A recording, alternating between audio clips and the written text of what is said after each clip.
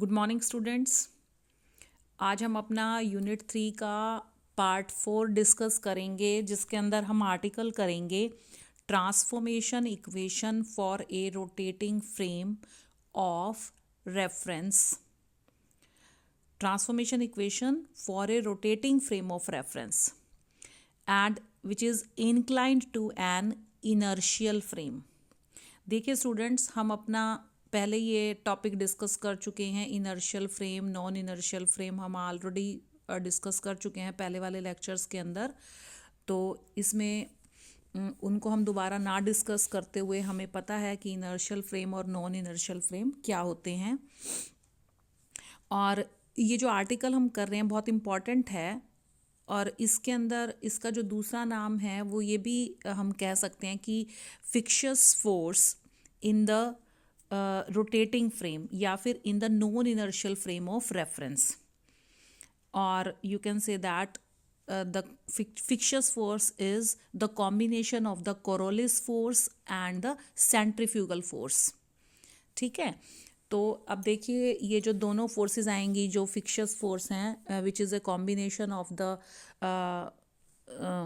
Centrifugal force and the Coriolis force, वो देखते हैं हम किस तरीके से हमारे पास आती हैं। तो स्टूडेंट्स, इसके लिए हमें सबसे पहले क्या डिस्कस करना पड़ेगा कि हम दो फ्रेम ऑफ रेफरेंस कंसिडर करेंगे। We will consider two frame of references. The first frame is X Y Z. X Y Z, ये जो फ्रेम ऑफ रेफरेंस है, this is the first frame of reference which is an inertial frame of reference, जिसको हमने नाम दिया frame of reference S. ठीक है, और जो दूसरा फ्रेम ऑफ रेफरेंस है वो है frame of reference X dash, Y dash and Z dash, जिसका हमने नाम दिया है frame of reference S dash, which is a non-inertial frame of reference।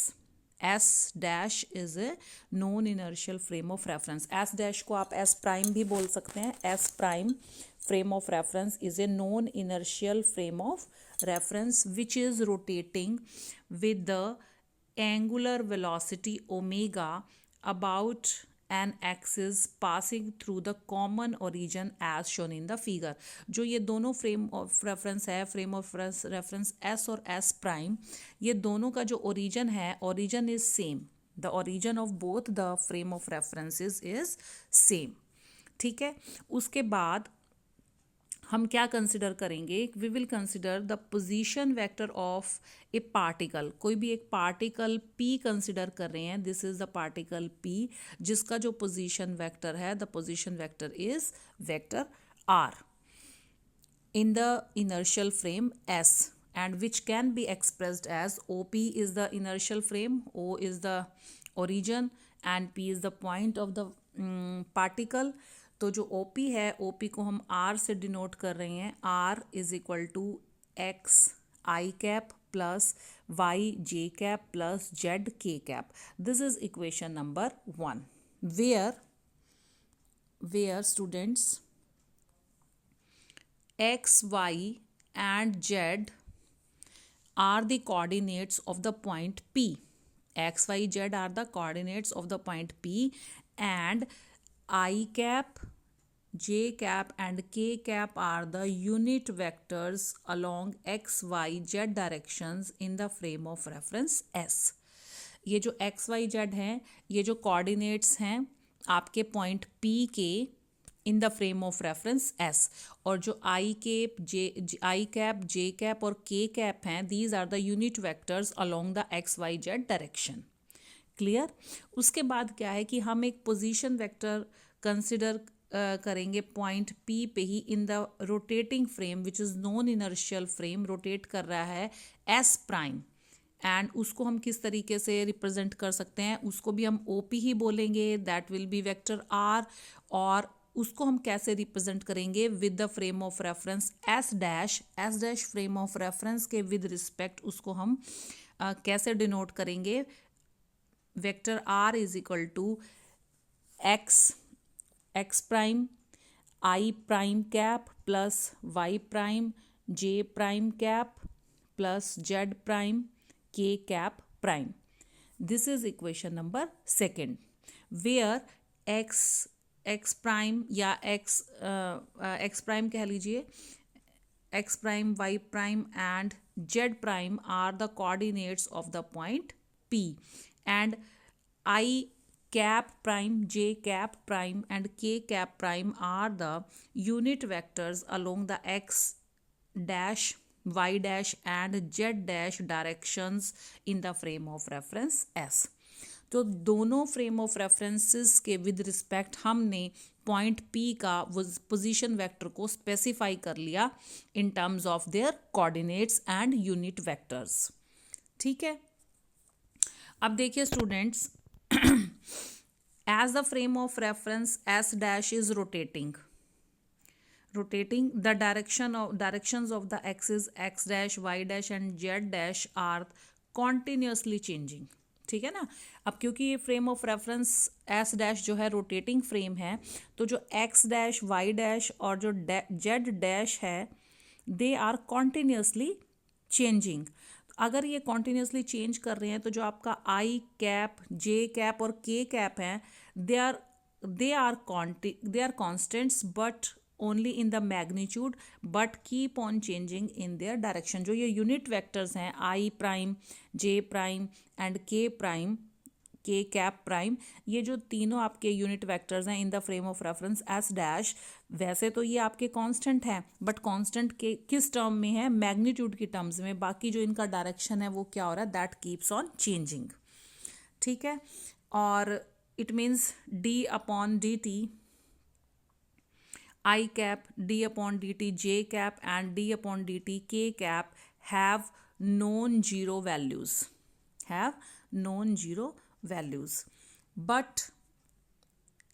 But I cap, j cap and k cap are constant as frame S is not rotating. क्योंकि ये frame of reference जो है आपका rotate नहीं कर रहा है, S जो है S आपका रोटेट नहीं कर रहा है, frame of reference S rotate नहीं कर रहा है. तो देखिए जो आई कैप, जे कैप और के कैप हैं दे आर कांस्टेंट, है ना, क्योंकि frame of reference S is at rest. तो ये जो क्वांटिटीज होंगी d i upon D t, d j cap upon D t and d k cap upon D t, that will be zero, क्योंकि वो क्या है, कांस्टेंट हैं. जबकि आपके ये जो है ना ये है नॉन जीरो वैल्यूज़ होंगी. इसमें मैं यहाँ पे ये प्राइम लगाना भूल गई हूँ, यहाँ पे ये प्राइम आएगा I D upon D T I prime. ठीक है, यहाँ भी ये जे प्राइम आएगा और यहाँ भी ये के प्राइम आएगा. ये वाली जो टर्म है इन तीनों क्वांटिटीज़ में जो आपके यूनिट वेक्टर्स हैं इनके साथ प्राइम आएगा. और ये जो हैं this is with respect to the frame of reference S dash. S dash frame of reference के विद रिस्पेक्ट जब आप इनके यूनिट वेक्टर्स का डिफ्रेंशिएट करेंगे with respect to T, then this will have non zero values. Clear. With respect to frame of reference S dash तो ये non zero होंगी, और अगर हम विद रिस्पेक्ट टू एस की अगर हम बात कर रहे हैं तो इनका जो आपका डिफ्रेंसिएशन है with respect to T that would be zero. Clear. तो उसके बाद देखिए ये मैंने बताया हुआ है कि ये जो सारी टर्म्स हैं वो क्या होंगी, ज़ीरो. अब हम क्या करेंगे, डिफ्रेंशिएट करेंगे इक्वेशन नंबर 2 को विद रिस्पेक्ट टू टी. हमने इक्वेशन नंबर 2 को with respect to t differentiate किया d are upon D t. ये जो ब्रैकेट में नीचे हमने नोटेशन लिखा हुआ है विद रिस्पेक्ट टू एस. ठीक है, और this will be equal to d x prime upon D T I cap prime plus D Y dash upon D T j dash cap plus D Z prime upon D T के cap prime.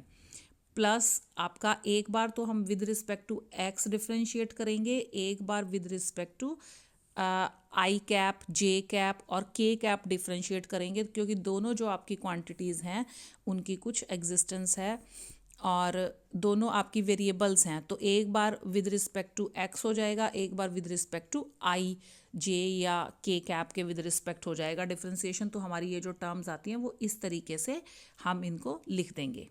ठीक है, अब ये जो इधर देखिए left hand side पे जो ये टर्म आ रही है, लेफ्ट हैंड साइड पे ये जो टर्म है इसको हम क्या लिख सकते हैं, D are upon D T, और बाहर ब्रैकेट में एस है, it means with respect to frame of reference S की बात हो रही है।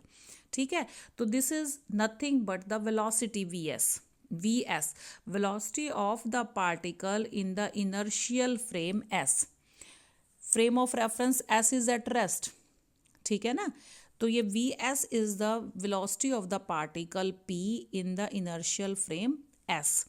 और बाकी ये वाली जो टर्म है आपकी, ये वाली, इस टर्म को आप क्या लिख सकते हैं, D x prime upon D T I cap prime plus D Y dash upon D T J cap prime plus D Z prime upon D T के कैप, यहाँ भी आप प्राइम लगा लीजिए के कैप के साथ। This will be nothing but the velocity, ये भी आपका वेलोसिटी है, ये भी आपका वेलोसिटी है, ये भी आपका वेलोसिटी है, तो this is nothing but the velocity in the frame of reference S dash, X dash Y dash और जेड डैश कोऑर्डिनेट्स हैं यहाँ पे, तो इसको हम क्या बोलेंगे, this is nothing but the velocity of the particle in the non inertial frame V S dash. ठीक है, और ये जो रिलेशन है ये हम ऑलरेडी हमें पता है, जो वेलोसिटी है इन टर्म्स ऑफ, अगर एंगुलर वेलोसिटी अगर हम लिखना चाहते हैं, V is the linear velocity, it is equal to the angular velocity into the position vector R. तो यहाँ से अगर, और वेलोसिटी को हम क्या लिख सकते हैं, D are upon D T लिख सकते हैं वेलोसिटी को, D are upon D T is equal to omega cross R. This is the well known relation, ये सब लोगों को आपको ऑलरेडी पता है। तो देखिए ये जो रिलेशन है इसमें this is true for all, this will be true, ये आइडेंटिटी है, this will be true for all. तो यहाँ पे अगर हम आर की जगह दोनों इस टर्म में, इस इक्वेशन में अगर आर की जगह हम आई cap prime, j cap prime और के कैप प्राइम अगर सब्सटीट्यूट करते हैं दोनों जगह पे, आर की जगह पे यहाँ भी और यहाँ पे भी, तो हमारे पास जो रिलेशन आएगा वो क्या आ जाएगा, ये तीन रिलेशन आ जाएंगे इस आइडेंटिटी को लेकर। ठीक है, अब हमारे पास क्या इक्वेशन बनेगी, देखिए यहाँ से उठा लीजिए, ये वाली जो टर्म थी दिस इज दिस, और जिसको हमने क्या कहा, ये वी एस के इक्वल है, ये वाली जो सारी टर्म बनी this is we S dash या वी एस प्राइम कह लीजिए आप इसको, प्लस थर्ड ये जो सेकंड टर्म है ये वाली, इसको क्या लिखा है, ये जो फैक्टर्स थे आपके, ये वाले factors D I cap prime upon D t, ये यहाँ से हमने इस आइडेंटिटी को यूज़ करके ये लिख लिया, ये आ जाएगा हमारा omega cross x prime i cap prime plus y prime j cap prime plus z prime के कैप प्राइम। तो यहाँ से हमारी जो आइडेंटिटी बनेगी वो क्या बनेगी, हमारा क्या रिलेशन बनेगा, वो हमारा रिलेशन बनेगा ये V S is equal to V S dash plus omega cross R. इसको हमने बोल दिया equation number A, this is equation number A. Clear, इसको हम और क्या लिख सकते हैं, V S is equal to, V S is the velocity in the frame of reference S, V S dash is the velocity in the frame of reference S dash, and V naught is the velocity of the particle, v naught is the linear velocity of particle due to rotation, this is the linear velocity due to rotation। ठीक है, इस omega cross are को हमने v not से replace कर दिया, ये हमारे पास इक्वेशन नंबर 3 बन गई। ठीक है, उसके बाद देखिए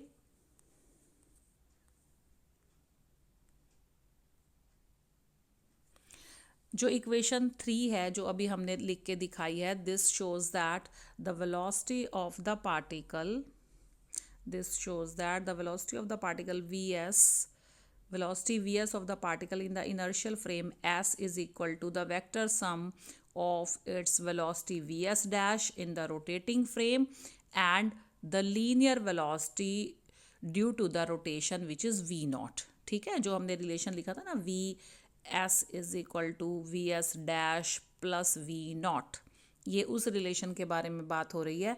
और उसको ये इसने एक्सप्लेन किया है।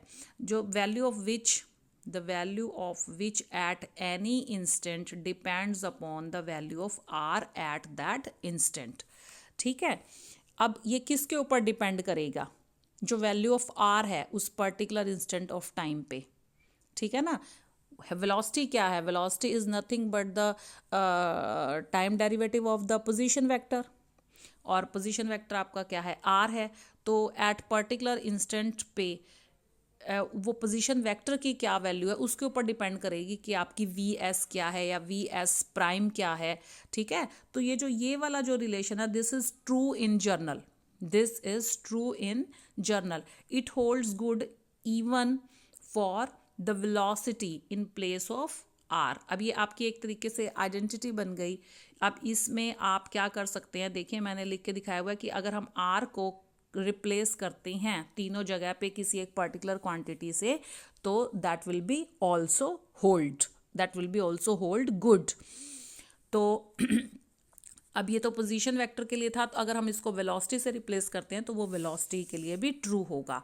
अब इसका मतलब ये जो ऑपरेटर है, ये मैंने ब्रैकेट के अंदर ब्लैंक छोड़ा हुआ है यहाँ पे, इट मीन्स ये आपका एक तरीके से ऑपरेटर की तरह काम कर रहा है, और यहाँ पे आप कोई क्वांटिटी डाल सकते हैं। तो यहाँ पे हमने क्या क्वांटिटी फिक्स की है?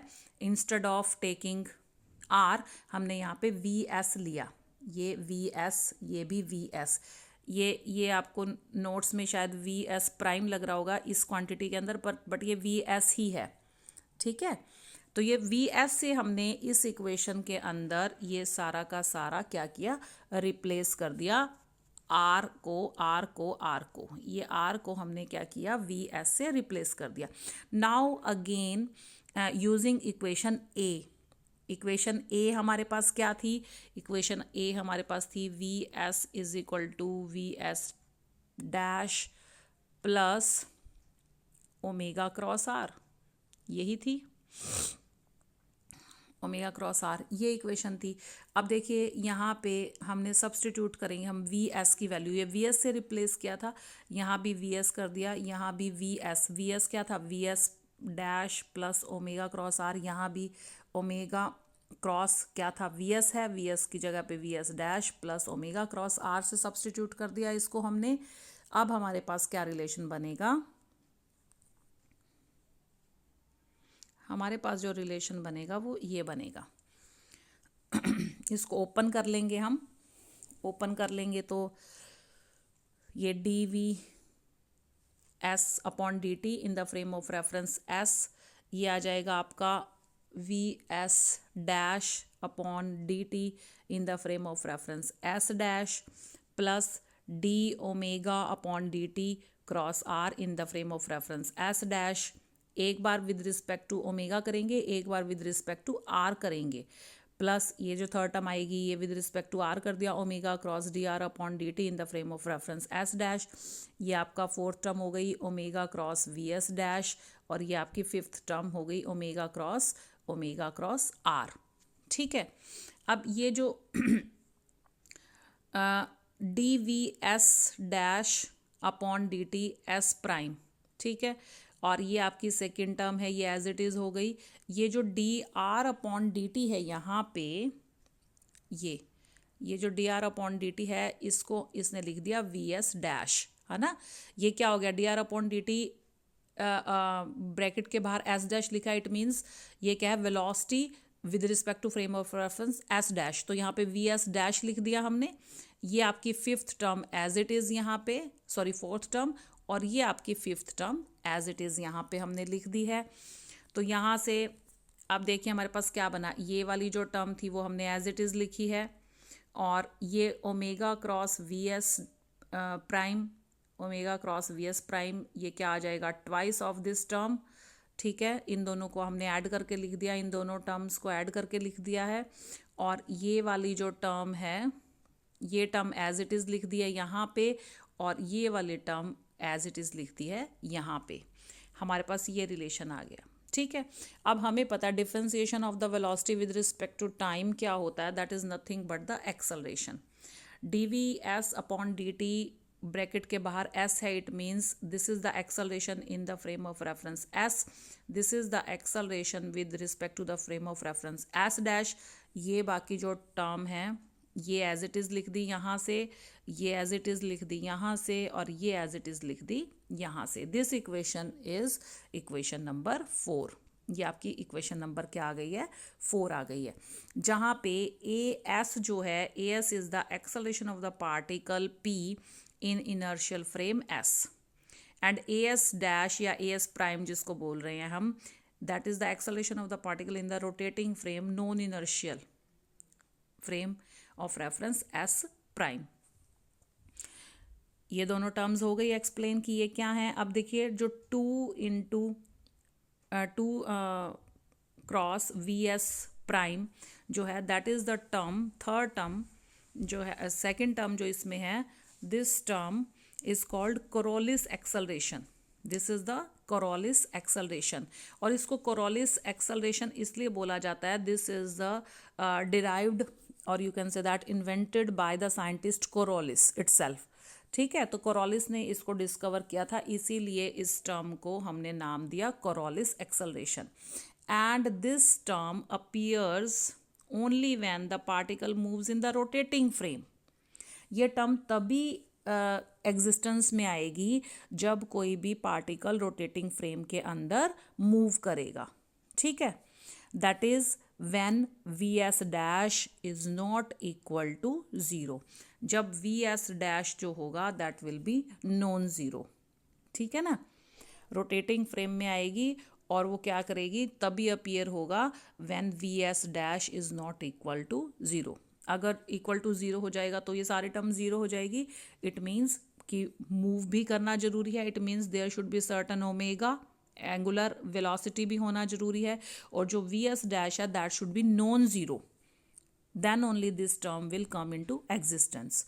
ठीक है, अब देखिए ये वाले टर्म को डिस्कस करते हैं। ये ओमेगा क्रॉस आर, ये this term is called centripetal acceleration. This is the centripetal acceleration.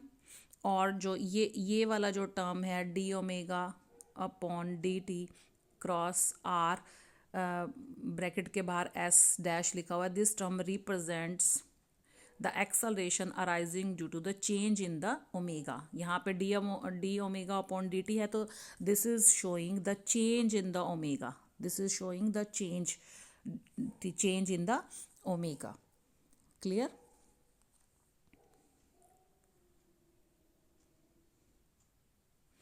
This term is the acceleration experienced. This is the term. This term is the acceleration experienced by a rider when a merry-go-round is just rotated, and it becomes 0 when the angular velocity of the rotating frame, that is omega, is equal to constant. अगर omega जो है आपकी constant हो जाती है तब ये आपकी that this term comes into the existence. Omega अगर कांस्टेंट हो जाता है।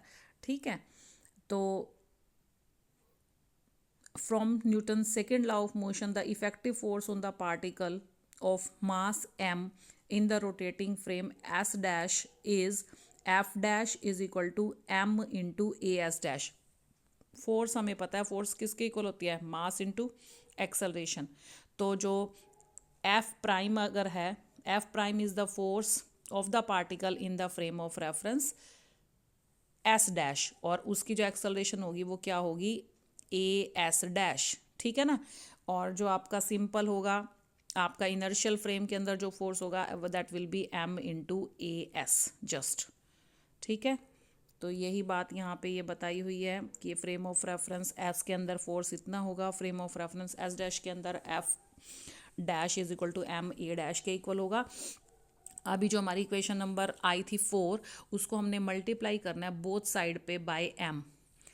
एक्सेलरेशन की टर्म्स में अगर उसको m से मल्टीप्लाई कर देंगे तो वो जो इक्वेशन है किस में आ जाएगी, आपकी फोर्स के टर्म्स में आ जाएगी। इसको भी m से कर दिया मल्टीप्लाई, इसको भी, इस टर्म को भी m से, इस टर्म को भी m से और इस टर्म को भी m से मल्टीप्लाई कर दिया। तो ये वाला क्या है, ये आपका सिंपल फोर्स हो गया इन the frame of reference s। ये आपका सिंपल फोर्स हो गया इन the frame of reference f dash. बाकी ये तीनों टर्म्स आपकी हमने मास के साथ इनको मल्टीप्लाई कर दिया और ये आपकी एज इट इज़ हमने लिख दी हैं। ठीक है, अब जो एफ डैश है, F dash is the force in the frame of reference S dash. अगर एफ डैश हमने निकालना है, एफ डैश अगर हमने निकालना है तो बाकी टर्म्स जो हैं आपकी क्या होंगी, लेफ्ट हैंड साइड पे चली जाएंगी और सारी क्या है, आ जाएंगी आपकी विद द नेगेटिव साइन। ये तीनों के जो साइन है वो नेगेटिव हो गए हैं। तो इट मीन्स जो एफ डैश है, F dash is equal to F plus F naught, plus F naught से हमने इसको एक्सप्लेन कर दिया, इस टर्म को हमने इस फॉर्म के अंदर लिख दिया है। ठीक है, where F naught is what, F naught is nothing but the fictitious force, fictitious force जिसको हम बोलते हैं, F naught is the fictitious force acting on the particle in the non inertial frame of reference. इसको क्या बोलते हैं, fictitious force बोलते हैं, जो कि सिर्फ और सिर्फ non inertial frame of rotating frame में लगती है। तो एफ नॉट किसके इक्वल आ गया, एफ नॉट किसके इक्वल आया, विद द नेगेटिव साइन आएगा -2m into omega cross V S dash minus m into omega cross R minus में थर्ड टर्म है एज इट इज़। अब अगर हम स्पेशल केस कंसिडर करें कि अगर ओमेगा कांस्टेंट है, अगर जो नॉन इनर्शियल फ्रेम है एस प्राइम या एस डैश, अगर वो constant velocity, constant angular velocity के साथ मूव करता है तो जो D omega upon D T है वो क्या आ जाएगा, ज़ीरो। तो उस केस में क्या है, ये वाली जो थर्ड टर्म है इस फिक्शियस फोर्स की, एफ नॉट की, ये जो थर्ड टर्म है ये क्या हो जाएगी, आपकी ज़ीरो हो जाएगी। तो only two terms will come in to the picture, only two terms will come in to the picture. कौन कौन सी फोर्सेस होंगी वो, ये F naught is equal to किसके इक्वल आएगा आपका, -2m omega cross V S dash minus m omega, ये यहाँ भी आप क्रॉस प्रोडक्ट का साइन लगा लीजिए, क्रॉस ओमेगा क्रॉस आर, ये रिटर्न में हो रखा है थोड़ा सा मिस्टेक, एम आप इसको यहाँ पे क्रॉस लिख लीजिए।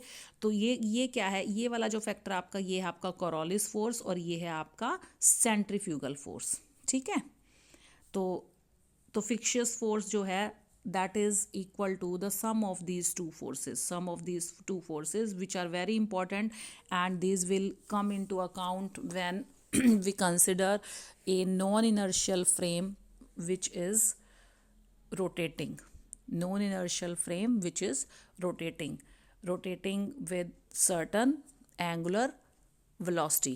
If it is moving with certain angular velocity and the angular velocity is constant, तो उस केस में ये थर्ड टर्म आपकी ज़ीरो हो जाएगी और सिर्फ आपकी दो फोर्सेस जो हैं वो आपकी रहेंगी, और इन दोनों को ही हम बोलते हैं fictitious force, which is very very important. तो this was all about this article, and next we will do in the next lecture, and this lecture is very very important. ठीक है, ये जो क्वेश्चन है ये आपके कोरोलिस फोर्स और centrifugal force के बारे में भी पूछ लिया जाता है, तो ये आर्टिकल आप अच्छे तरीके से कर लीजिए। Thank you so much.